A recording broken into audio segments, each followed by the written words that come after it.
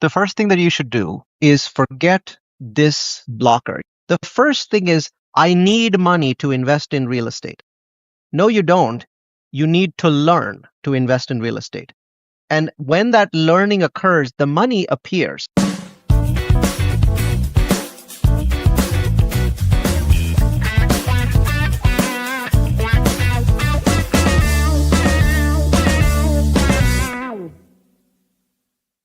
Good morning. Great morning, guys. Welcome to another fabulous episode of Exit Strategies Radio Show. Hey, I'm your host, Corwyn J, Melette, broker and owner of Exit Realty Low Country Group in beautiful North Charleston, South Carolina.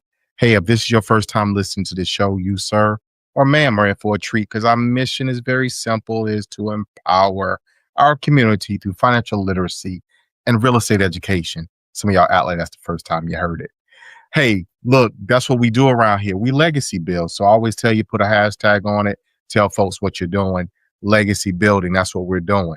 Hey, got to give a shout out to those who listen faithfully. Pastor Vanderbilt Evans Sr., love that guy. And I always have to put that senior on his name. But if I don't, he going to jack me up. And his beautiful bride, Sandy Evans. Thank you guys for listening. McKellers, LeCues, you guys listen faithfully. For y'all out there in Monkey's Corner, y'all know my mama live out there, y'all. So got to give a shout out to y'all. And back to Hollywood, what you know, no good. And then obviously my folks in Marion Mullins, the PD. Look, thank you guys for tuning in. We got a great show set for you today.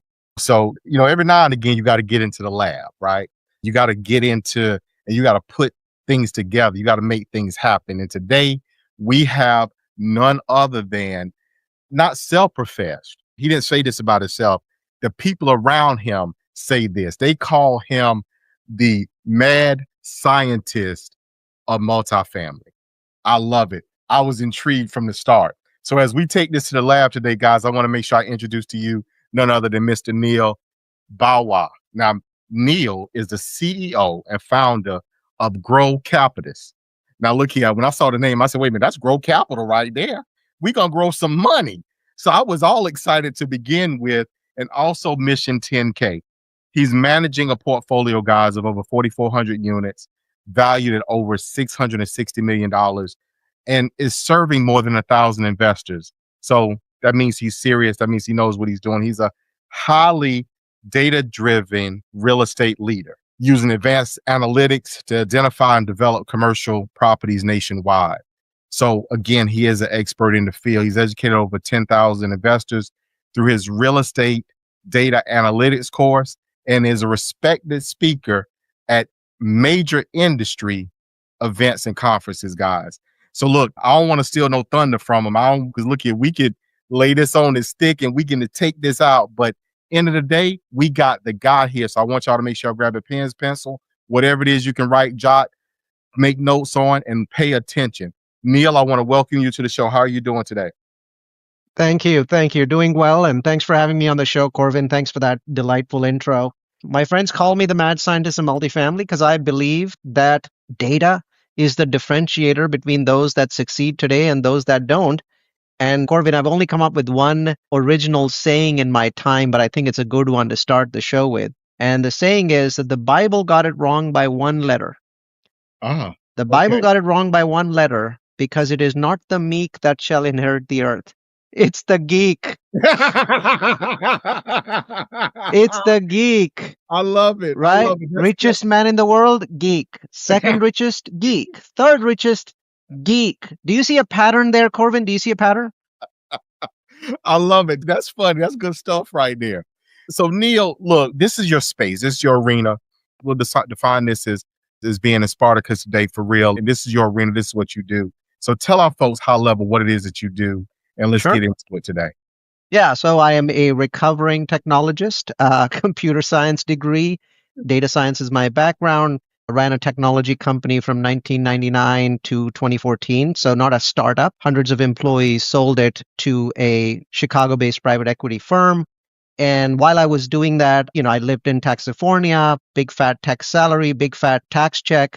And so for a decade, from 2003 to 2014, I was basically doing real estate just to reduce my own taxes. No investors, no third parties. Most of the projects didn't even have lending involved. We were just doing it in cash. And we were basically building office campuses that we had in our own name, and we would basically lease them back to our own company. And so we had a guaranteed tenant. And so we did that for 11 years. And so most people, Corwyn, when they start out in real estate, they start with a fix and flip or they start with a rental. My first experience in real estate was building a 27,000 square foot office campus from scratch. And I made every possible mistake that you could make and even some impossible ones and learned. And so I made mistakes before there were investors. I made mistakes before I had banks involved with our own cash from our own company.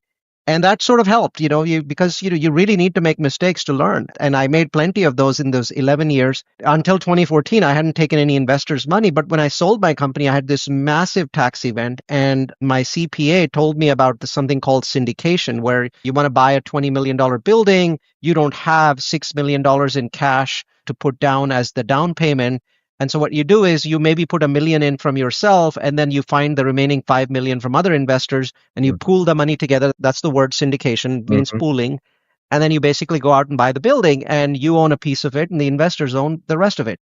So I looked into syndication. It seemed very interesting. We did one, and it just sort of the ball kept rolling from there, because for 5-6 years before I did that first syndication, Corwyn, I had been publishing data science on real estate to tens of thousands of people without ever asking for it. And that's really what got the ball rolling. But that's a different story. I'll stop here. No. So data, that's your arena. That's your arena. Spartacus, all right, look here. You're the man in the field with the sword. So what does that mean and how does that apply? So matter of fact, let me go ahead and put this on the field, if you will, because you also work financial tech, prop tech. And I want you to define that for our listeners as we kind of go through this conversation today. But that data, how does this mesh with everything that you do? Sure. So my team and I, we rank 390 metros in the United States, or MSAs, metropolitan statistical areas. We rank over 1,000 cities that are in those areas. And what we've learned is this, that the vast majority of real estate investors consider themselves to be data-driven.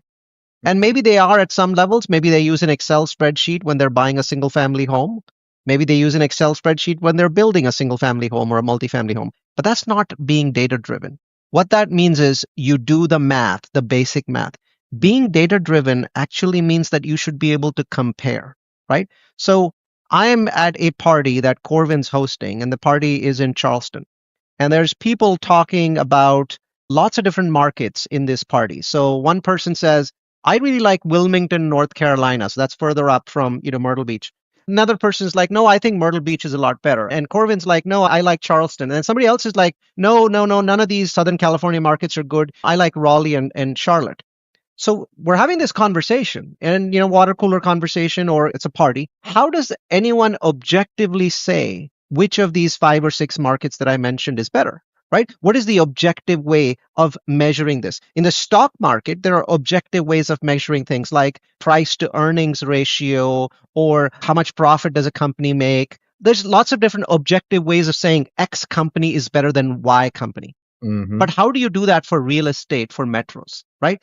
People didn't really have a way of doing that. And so as a data scientist, I was very curious about the fact that there aren't really benchmarks to be able to compare cities and figure out which one's best for real estate profit, which one's going to have the most rent growth, which one's going to have the most job growth. So I was very curious about this. In 2008, I got very interested in real estate. Great timing, by the way. I mean, I was buying homes for $90,000 that are worth $500,000 today, and I was buying them in cash. But one of the things that I was conflicted about is, where should I be buying? I don't understand this concept of, well, it should be local to me. I've always found that to be a truly idea. There's no data that supports that. As far as I'm concerned, we live in a country. And so we should basically be able to consider every single city in that country if we want to. And if you want to go local, you should only do it if one of the top cities on your hit list in an objective fashion is local to you. If it is, doesn't have to be number 1. Maybe it's in the top 5. Go for it. Do local. Good for you. But maybe the cities in your local area, the 50-mile area, none of them are in the top 25% of cities in the US to invest in. Then when you invest locally, you're not data driven. You just feel that way. You're telling yourself that, but you're lying to yourself, because what you're saying is, I'm only going to invest in cities that are close to me, regardless of whether they compare well or they don't compare well. So I was obsessed with this idea of how do cities compare with each other, right? The ones that I just named, I named a bunch of South Carolina cities because I actually talk about South Carolina a lot these days. Did you know, by the way, for the first time in history, last year, the U-Haul annual report ranked South Carolina as the number one state for inbound migration, beating North Carolina, beating Texas, and beating Florida. Now, that has Yeah. never happened before. South Carolina has never, in all of the decades that U-Haul has been ranking states, and so this is one of my favorite reports to read. It always comes out in January. And we've never had South Carolina be either number one or number two. Typically, you have Texas, Florida, North Carolina are sort of at the top. So is Idaho. And it was amazing to see South Carolina beating all of these sort of big boss states last year. So I study South Carolina quite a bit these days because of all of the trends that are happening there. But within South Carolina, how do you know which one of these places is better? Then this is before ChatGPT. I'm having this conversation 2008, so I can't really go to AI. So what I did was I started mining the Bureau of Labor Statistics website, the BLS website, and then sites like Zillow and Trulia and Redfin and their predecessors, and putting that data into a statistical analysis software. In my world, in the statistics world, data science world, there's used to be a software called R, just the letter R. It's a very famous software.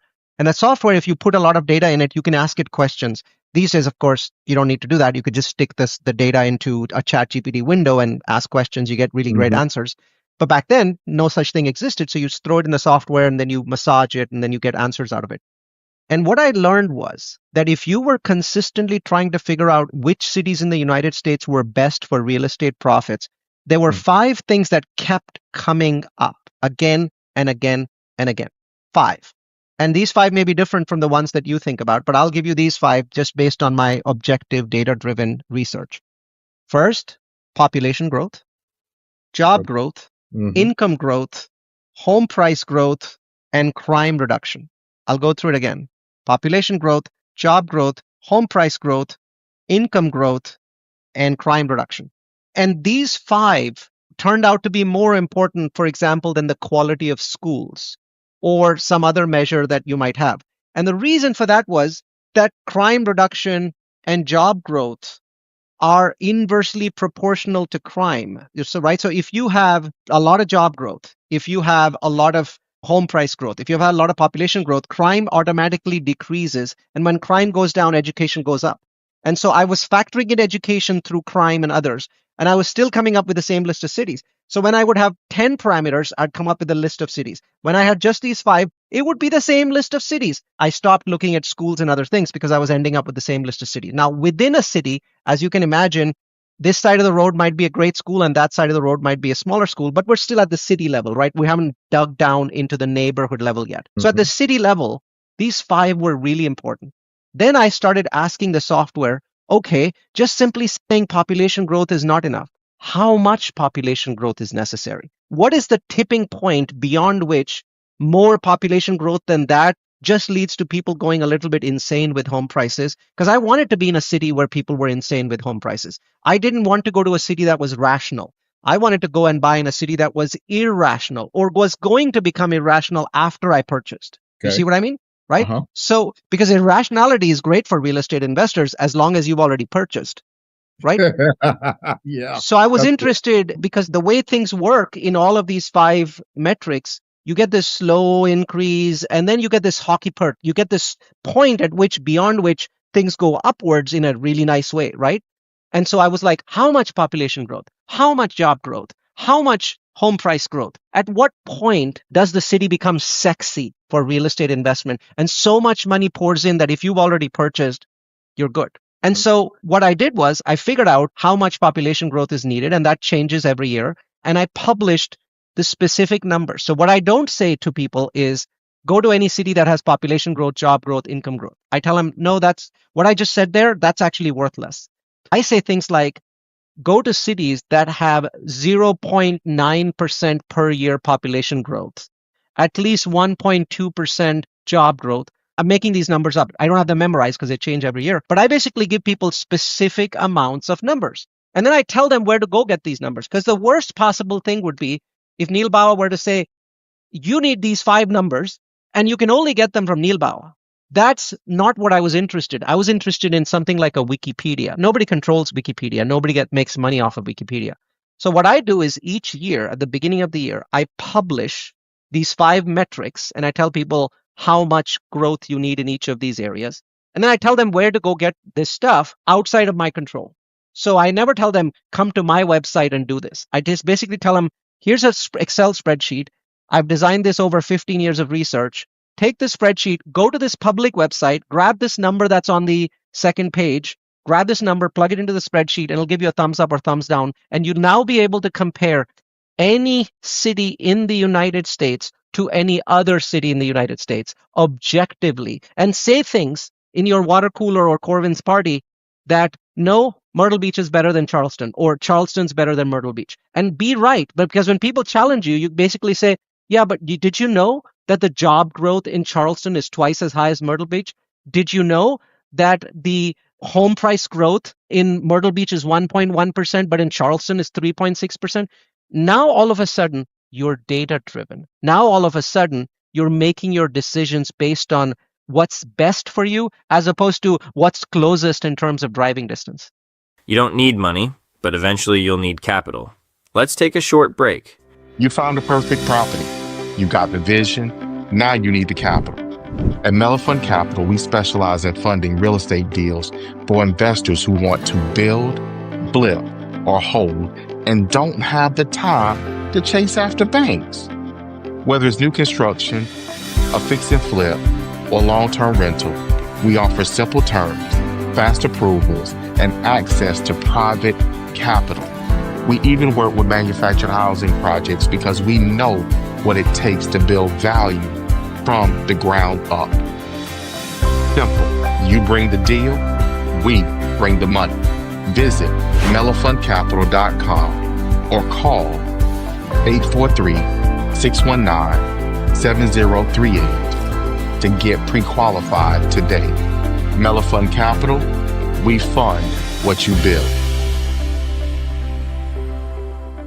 First of all, that's phenomenal. I'm going to come back around to the mistakes and stuff you made because I'm very interested to hear about some of those.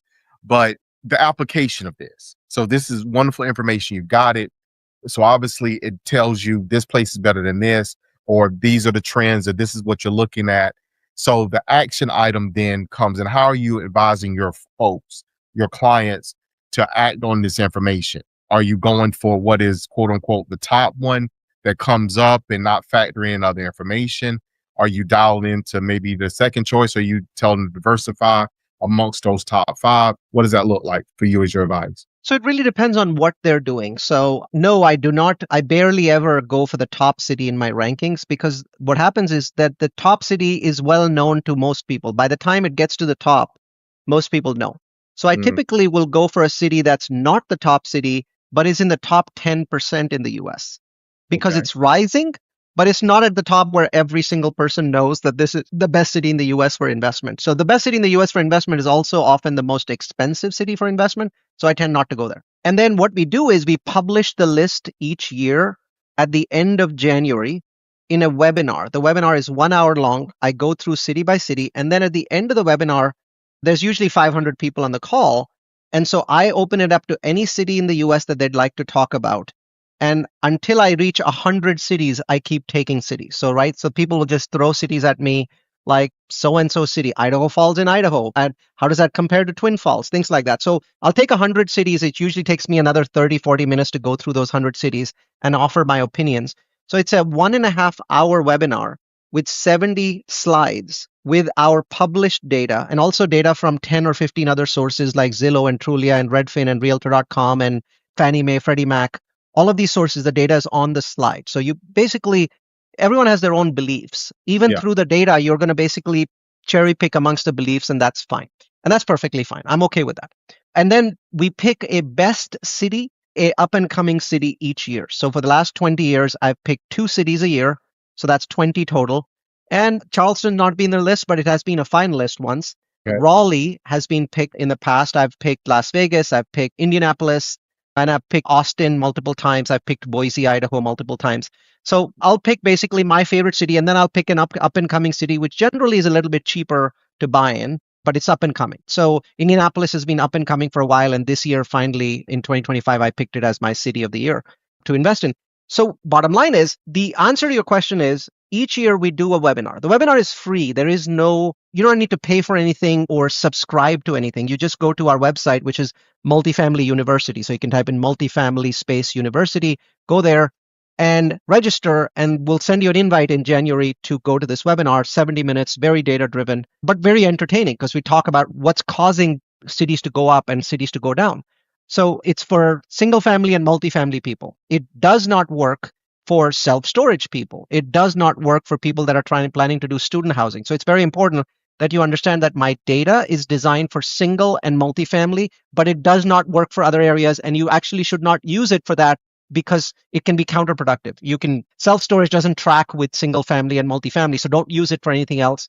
But if single family, multifamily is your groove, that's what you want to learn, come to Multifamily U, sign up for our email list, and we'll send you an invite. Some people actually want to do it as a course. So twice a year, I teach these 5 metrics that I just mentioned as a course, an actual course, like with screenshots. And let's go to this website. Let's type in this information. Let's pick a city. Maybe it's Columbus, Ohio. Maybe it's Charleston. Let's compare these 2 cities. Let's go to this website and compare job growth. Let's go to that website and compare population growth. Let's go to this website and compare crime. And then let's plug it all into an Excel spreadsheet, real time in front of you. And so now you can see which of those 2 cities and how they compare to each other, right? So think of it as a live lab where I'm picking 2 random cities and going through the process. And it takes me about 45 minutes to do that. Once you've seen it, you can do it in about 10 minutes for any city pair that you come up with in the US. It can be small, it can be big. Remember, 1,016 cities in the US. So I have no idea what cities you're interested in, but I can tell you, no matter which city it is, you can compare 2 of them using the system. So that's taught twice a year. It's called Location Magic. Man, look, I understand now where your friends call you the mad scientist of multifamily. Mind blown. I get it. Because oh my gosh.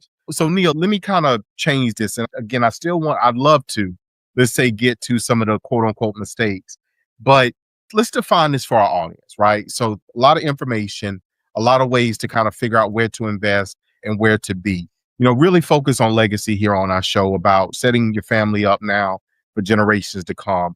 So when you apply what you're doing, like, application of what you're doing, how you've impacted the investors, and moreover, their future, and other people's future, if you will, as well as your own in real estate, what does that mean to you as far as legacy? And for our listeners, their families, how can they begin to utilize information like this to start building a lasting financial foundation? The first thing that you should do is forget this blocker. We do a lot of things to block ourselves. We have lots of these stupid ideas that get stuck in our heads. The first thing is, I need money to invest in real estate. No, you don't. You need to learn to invest in real estate. And when that learning occurs, the money appears. And I'm not you, so I'll give you specific examples. So if you're thinking, I need to learn to get into real estate, you're thinking right. That's the right side of your brain. If you're thinking, I need money to invest in real estate, that's the side of your brain that actually doesn't want you to learn. It doesn't want you to get off the couch. It wants you to spend your time watching Netflix. That's the demon side of your head. And you need to get rid of that because it's a very, very stupid thing, but everyone does it. And you have to either get rid of it or just completely ignore it, because learning is what gets you into real estate, not money. There's tons and tons of people that got into real estate without a dime to their name. In fact, I happen to know hundreds of these people because I present at conferences. There are usually 500 to 1,000 people in the room, and I'm presenting 8-9 times a year. And I'd tell you, Corwyn, about 80 to 90% of those people don't have money, but they're very hungry for learning. And you might say, how do they get to money? Eventually, when you need to buy real estate, you need money. The idea is that they create a brand. Did you know that in the United States, we have 337 million people, 337 million. As of the last year, 6 million are influencers. That means almost 2% of the American population are influencers. Now, those influencers are there in all sorts of medias these days. Obviously, you're an influencer. There's people listening right now to you, so you're an influencer, and you're doing it through podcasts, but people do it through TV and radio and 5 million other ways. People do it on Instagram and TikTok, so many different ways. And the point is this. Once you learn something that's very exciting that other people don't know, The path to money is to tell other people that story. And the first day, one person will be listening. Just like the first time I taught location magic in a Panera coffee shop in the San Francisco Bay Area was in 2013. No, actually, it was 2011. And there were 3 people there. 2 years later, the Panera people would complain because they only had a capacity of 50 and 100 people would show up. I mean, everyone starts at 0, and I didn't start anything differently. I am not real estate royalty. I didn't even know anything about real estate. I'm a technologist, and technologists, we usually suck at real estate. We're awful at real estate because, the way we think is very different from real estate. So I had to overcome the way I think to get into real estate and to be successful in real estate. What I was interested in is to figure out really powerful ideas and then find ways of transmitting that ideas to other people. And that was my path. And that can be your path. No money is needed to do that. The more you transmit, the more people come to you and they bring resources. One guy comes to you and says, "Hey, Corwyn, I really like what you're doing on the show. I know this really rich guy and he lives in Charleston, but he really likes Myrtle Beach. And so recently I've realized you're talking more about Myrtle Beach than Charleston. Let's go to his house and let's talk about what your ideas are." Now, as time goes on, more and more people come to you with that concept, with that idea. They bring basically resources to you of rich people that can invest in your ideas and thoughts and projects. That's how you get started. Neal, thank you for that. One, you eliminated a myth, or you just really blew a hole in the middle of a myth that a lot of people, a lot of our listeners hinder themselves because of that belief. And that's a very common one, fortunately or unfortunately. So Neal, you made mention of the website. I'm already on it, but you made mention of the website. How can folks reach out to you? How can they get in contact with you and get connected? One of the simplest ways is type in my first name and last name into Google. I am the only Neal Bawa on the World Wide Web. As long as you get my spelling right, I use the Irish spelling, Neal. The first 5,000 links are about me. That's one way. But a more organized way is type in the word multifamily, one word, university, and then maybe type in my name next to it. The first link that comes up is Multifamily University. Go there and you'll see dozens of webinars. You'll also notice that there is no subscription. You just simply have to sign up for the email newsletter because we always wanted knowledge to be like Wikipedia. My belief is knowledge is meant to be given away. Knowledge, no one should charge for knowledge. I know it's an antiquated idea, but that's what my mom taught. And that's why I think like her. And so she was a teacher. Most people in my family have been teachers. And so go there to Multifamily University, sign up. We won't ever send you an email saying, "Could you please sign up for this $50 subscription?" That will not happen, right? What we will do is we'll invite you to webinars 8 times a year. And that's a good way to get this data-oriented way of thinking that I think, we have lots and lots of people that have told me that they've raised tens of millions of dollars from investors by simply taking my ideas, creating their own versions of them, and sharing it with their investors. Feel free to do the same. I'm not worried about it. I'm actually flattered if you do it. That is impressive. So Neal, look, we've quickly ran up on to the end of today's show. So I'm going to say it to you now. I'm going to tell my team, we got to get you back on because there's a lot more here to unpack. What I really appreciate is your passion for what you do. That matters. That's relevant. And that's what makes the difference. That's what makes you who you are. But more importantly, makes you the leader in this field because you are passionate about it, educating people, giving people tools, technology, resources for them to do better. So I want to thank you for taking time out of your busy schedule to be on with us today. Thanks so much for having me on. So listeners, guys, I'm going to give it to you right now real quick. I'm going to give you a takeaway, a couple of them actually. Legacy is built through informed decision-making. Neal is giving you guys what you need to be more informed. When you use data to guide your investments, embrace technology that widens access, and invest with long-term vision, you're not just securing returns, you're securing your family's future. So that's why today's show is important. And a takeaway that I have from Neal's comments and responses today is real estate becomes real and really and truly powerful when you combine education, data, and innovation. So when families invest intentionally, they're not only growing wealth, they're building a legacy that evolves and strengthens itself across generation to generation.